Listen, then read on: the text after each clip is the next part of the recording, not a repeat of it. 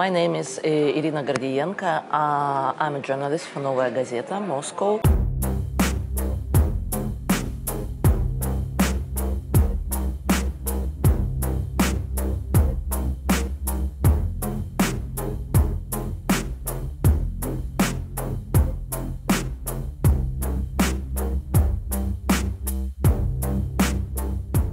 It wasn't a planned purge. Nobody didn't, has something in mind and plan to pursue gay men or LGBT community. So it was just happened by accident because road police stopped one guy who was driving under the light drugs. This guy was stopped and they started to interrogate him from where he could take these drugs. He pointed out to another guy. They came there and they took his cell phone, and this guy was gay, and in his cell phone was dozens and I would say hundreds of messages, photos, videos, and etc. And this guy is from quite influential family in Chechnya, so this phone and this information gets straight to the top. So they started to go through his numbers, list of numbers, and get people, call out them, and arrested, etc., etc. So this is what happened. They were terrified and afraid, even after they've been released, and they managed to escape Chechnya. But still, it's very dangerous for them, and they put not only their life at risk, because they could be easily found in any city or town in Russia. So they're very vulnerable. But still, each person like this, they still have their relatives, a lot of relatives in Chechnya, which could be easily targeted.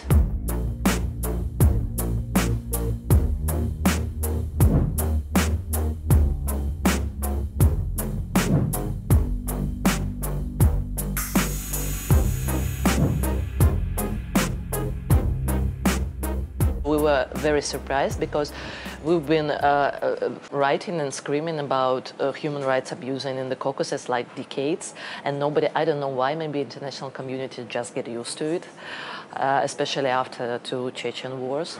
But after we wrote this, it was a huge impact and reaction, and we were surprised.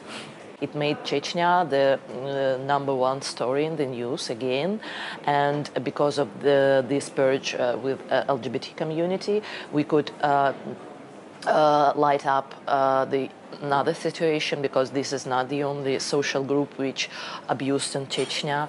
There are a lot of them, this kind of social group which don't like Chechen authorities, like religious people they don't trust, or like people who suspected in different kinds of radicalism or terrorism, etc.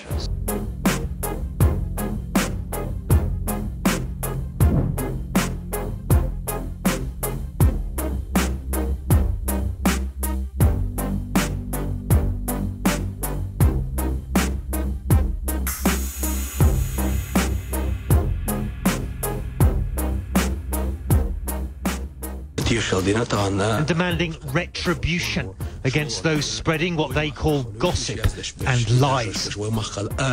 It's a threat journalists in Russia, particularly at Novaïa Gazeta, take seriously. In 2006, their star Chechnya reporter Anna Politkovskaya was shot dead in Moscow. The desk is still kept as a shrine.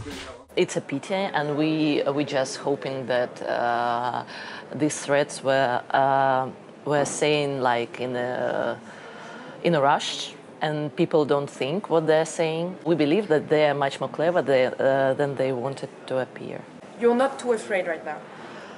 No, we are not. And so Ramzan Kadyrov publicly was saying that journalists of our newspaper need to, on our knees, we need to beg him for forgiveness and etc. Well, he is a very ambitious man.